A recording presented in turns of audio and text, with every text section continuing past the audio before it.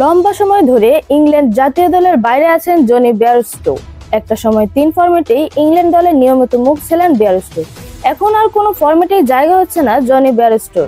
ইংল্যান্ডের জার্সিতে Jonny Bairstow সর্বশেষ ম্যাচ খেলেছেন 2024 সালের জুন মাসে আইসিসি টি-20 বিশ্বকাপে ভারতের বিপক্ষে সেমিফাইনালে।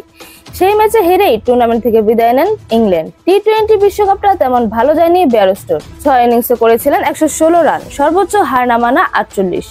এরপর দল থেকে বাদ পড়েন তিনি, আর ফিরতে পারেননি। বর্তমানে ইংল্যান্ডের 100 বলের টুর্নামেন্ট দ্য 100 ওয়েলস ফায়ারের হয়ে খেলেছেন জনি বেয়ারস্টো।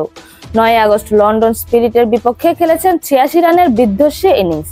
6টি করে 4 ছক্কা হাঁকিয়ে 50 বলে 86 রান করেছেন বেয়ারস্টো। 163 রান তারাও ওপেনিংয়ে নামা বেয়ারস্টো শেষ পর্যন্ত টিকে থেকেও দলকে জেতাতে পারেননি তিনি। 8 রানে জয়লাভ করেন লন্ডন।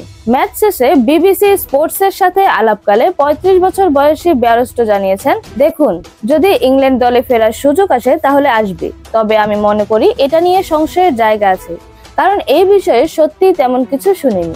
বাসবল যুগের শুরু থেকেই ইংল্যান্ডের টেস্ট দলের গুরুত্বপূর্ণ একজন সদস্য ছিলেন জনি বেয়ারস্টো। তবে টেস্টে তার জায়গা নিয়ে নিয়েছেন জেমি স্মিথ। পরে সাদা বলেও এখন দলে ঢুকে গেছেন জেমি। বেয়ারস্টোর ফেরার পথটা তাই আসলেই বেশ কঠিন।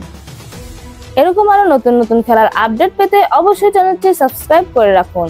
ধন্যবাদ। বেবাজ নিউজ।